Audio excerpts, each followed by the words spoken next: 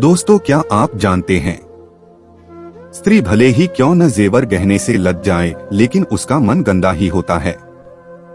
यद्यपि महिलाएं साहसी होती हैं, लेकिन विकट परिस्थितियां आते ही वो बहुत जल्दी हथियार डाल देती हैं। रावण ने पत्नियों के जिस 5वें अवगुण की बात की है, वह है उनका डरपोक होना। स्त्रियां बहुत जल्दी घबरा जाती हैं। परिस्थिति में यदि वे अचानक बदलाव देख लें तो डर जाती हैं कि आगे क्या होगा। मंदोदरी ने भी कुछ ऐसा ही बर्ताव किया। जब उसे मालूम हुआ कि श्री राम, जो स्वयं शिव जी के परम भक्त हैं, वे रावण से युद्ध करने के लिए लंका पहुंच गए हैं, तो उसे अपने पति की मृत्यु का भय सताने लगा और इसी डर के कारण उसने अपने पति को युद्ध न लड़ने की सलाह दी और अपना बल दिखाने से पहले ही हार मान लेने और क्षमा मांगने के लिए कहा। महिलाएं अविवेकी होती हैं, इसलिए अक्सर भावावेश में आकर वे गलत फैसले ले लेती हैं, जिसका एहसास उन्हें बहुत देर में होता है।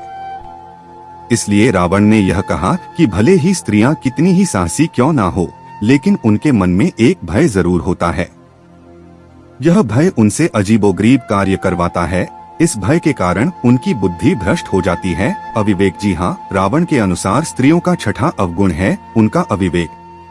स्त्रियां भले ही तेज दिमाग वाली हो, बुद्धिमान भी हो सकती हैं, लेकिन उनमें कई बार अविवेक जैसा अवगुण देखा गया है, जिसके कारण वे बिना सोचे समझे निर्णय ले लेती हैं और बड़ी समस्या में पड़ जाती हैं।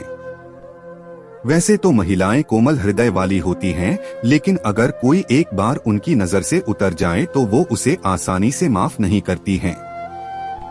रावण के अनुसार स्त्रियों का 7वां अवगुण है निर्दयता।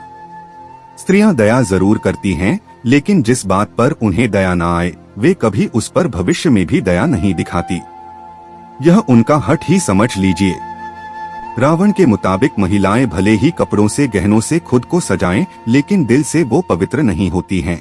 वो साफ सफाई का ध्यान नहीं रखती। इस कारण रावण ने महिलाओं को अपवित्र कहा था। अपवित्रता, माफ कीजिएगा, आपको इस बात पर सच में बुरा लग रहा होगा, लेकिन रावण के अनुसार महिलाएं अपवित्र होती हैं।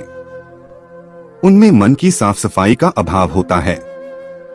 परंतु ये सब उन दिनों की परिस्थितियों व सामाजिक संरचनाओं के आधार पर रचा गया था। परंतु अब मान्यताएं बदल चुकी हैं, समाज बदल चुका है। अब समय है स्पष्ट रूप से नए समाज और मान्यताओं को समय के द्वारा महिलाओं की संपूर्ण एक तस्वीर बदलने के लिए नए औजारों के निर्माण का। वर्तमान में इस बदलाव की सख्त आवश्यकता है।